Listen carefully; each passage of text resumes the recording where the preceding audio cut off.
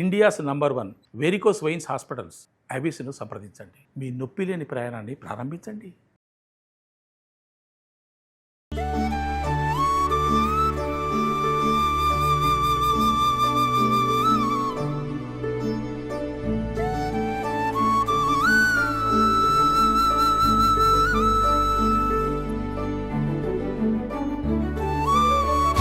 Evening స్నాక్స్గా రకరకాల వడలు చేసుకుంటామండి.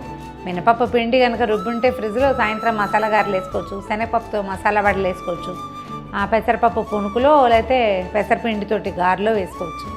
ఏదైనా ఒక వడ, ఒక చిన్న ఫ్రై ఐటెం చేసుకోవాలి అంటే రకరకాల పదార్థాలు ఆలోచిస్తాం. అందులో మనం సాధారణంగా ఆలోచించని అటుకులు కూడా ఉన్నాయి. అటుకులతోటి కూడా చక్కగా సింపుల్గా ఒక అరగంట నానితే చాలు, అరగంట కూడా పట్టదు, ఒక పావు గంట నానితే చాలు.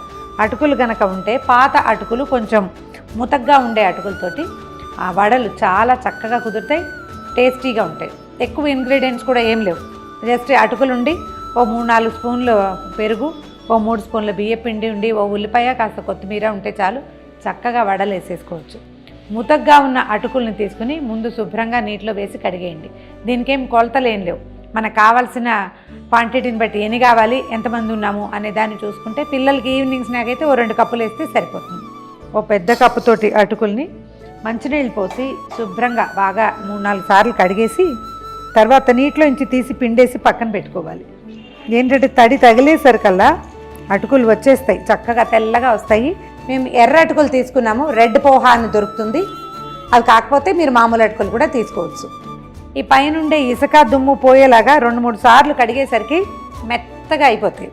మనకి ఒక అరగంట 20 నిమిషాలు అలా ఉండగలిగేటట్టయితే ఇలా వదిలేసి వాటితో తర్వాత మనం పిండి కలిపేసుకుని వేసేసుకోవచ్చు.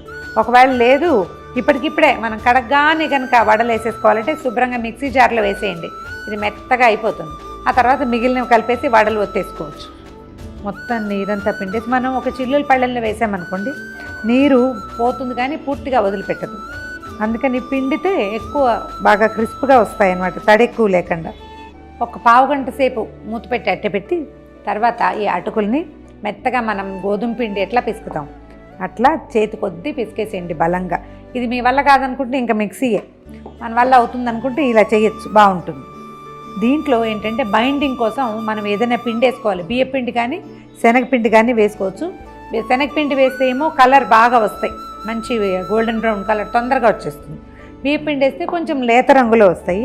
కాకపోతే శనగపిండి సూట్ అవుతుంది అవ్వదు, కొంతమందికి సరిపోదు కదా, అలాంటి వాళ్ళు బియ్యపిండి వేసుకోవచ్చు. ఈ కప్పు అటుకులకి ఒక 3 టీ స్పూన్ల బియ్యపిండి వేస్తున్నాను.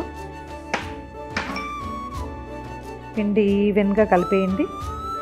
తర్వాత 1 టీ స్పూను జీలకర్ర, ఒక 4 పచ్చిమిరపకాయలు, అల్లం, పచ్చిమిర్చి, జీలకర్ర ఒక మాట దంచేసి వేసుకోవచ్చు.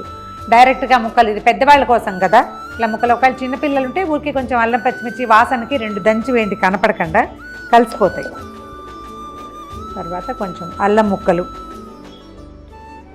ఇది ఈవినింగ్ స్నాక్గా బాగుంటుందండి. అంటే డీప్ ఫ్రై ఐటమ్స్ అంత హెల్దీ కాదు కదా అని చాలామందికి ఒక ప్రశ్న ఉంటుంది.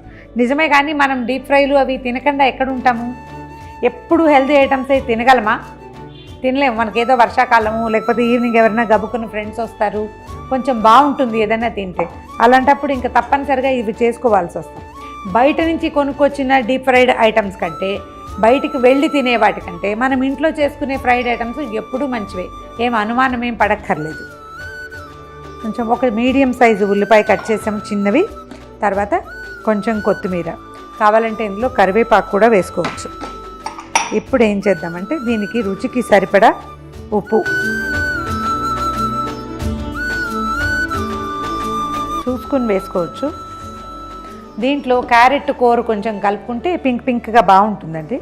సో దీంట్లో ఏంటంటే ఒక 3-4 స్పూన్ల కొంచెం పుల్లటి పెరుగు వేసుకుంటే ఎక్కువ రుచిగా కూడా ఉంటుంది, పెద్దగా నీరు అవసరం ఉండదు.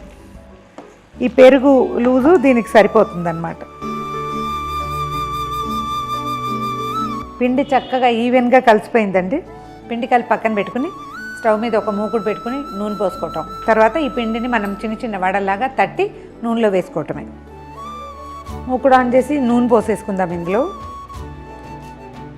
ఇది డీప్ ఫ్రై ఐటమేనండి, షాలో ఫ్రై చేయడానికి అంత బాగా కుదరదు. కాకపోతే పొంగదు ఎక్కువగా, అంచేత మనకి సరిగ్గా సరిపడా పోసుకోవచ్చు. కాస్త వెడల్పాటి దాంట్లో పెట్టుకుంటే మనకి వీలుగా ఉంటుంది. నూనె కాగే లోపల ఈ పిండిని కాస్త చక్కగా చిన్న చిన్న వడల్లాగా తట్టి పెట్టుకుంటాం. ఇది కాస్త నూనె చేయి చేసుకుంటే ఏంటంటే ఇది చక్కగా వస్తుంది, నీట్గా నున్నగా వస్తాయి. తడి చేయి చేసుకోవాల్సిన అవసరం లేదు. తడి చేసుకుంటే ఇది పిండి వదిలేస్తుంది, తర్వాత నూనె ఎక్కువ లాగేస్తుంది. అడ్జస్ట్ చక్కగా సరి చేయటము, వడల్లాగా తట్టేసుకోవటం, అన్నీ చేసి పెట్టుకుని ఒక్కొక్కటి వేయించేసుకోవచ్చు.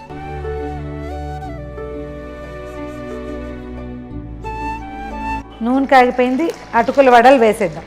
అయితే వీటిని వేయగానే కదపకూడదు, కొంచెం దూరంగా వేసుకోవాలి.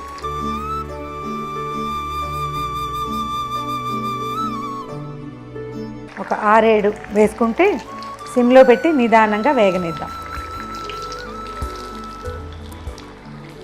ఈ పొగ ఆగే వరకు ముట్టుకోవద్దు. పొగ ఆగిన తర్వాత అప్పుడు కదిపితే సరిపోతుంది.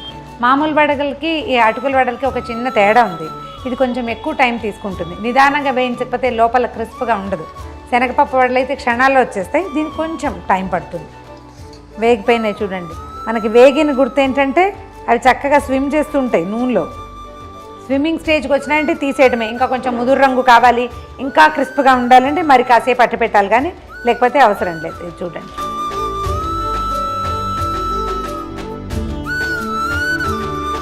మిగిలిన వడలన్నీ కూడా ఇదే రకంగా వేయించేసుకోవటమే.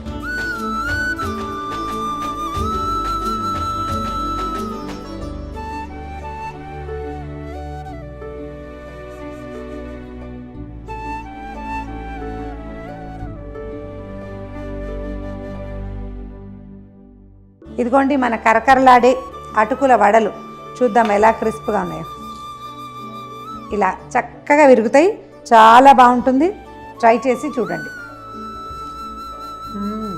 బ్రహ్మాండంగా ఉంది. దీంతో టమాటా పచ్చడి, పుదీనా పచ్చడి, కొత్తిమీర పచ్చడి, ఏవైనా ఎర్రటి ఆకుపచ్చటి పచ్చళ్ళతోటి వడ్డించండి. లేకపోతే పిల్లలకి నచ్చితే టమాటా సాస్తో కూడా వడ్డించవచ్చు. ఈ వీడియో కనుక మీకు నచ్చినట్లయితే లైక్ చేయండి, షేర్ చేయండి.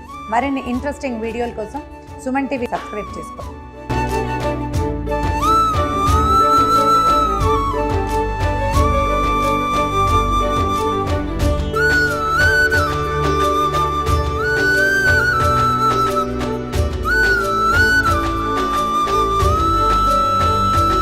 సుమన్ టీవీలో మీ పర్సనల్ అండ్ బిజినెస్ ప్రమోషన్స్ కోసం కింది నెంబర్కి కాంటాక్ట్ చేయండి.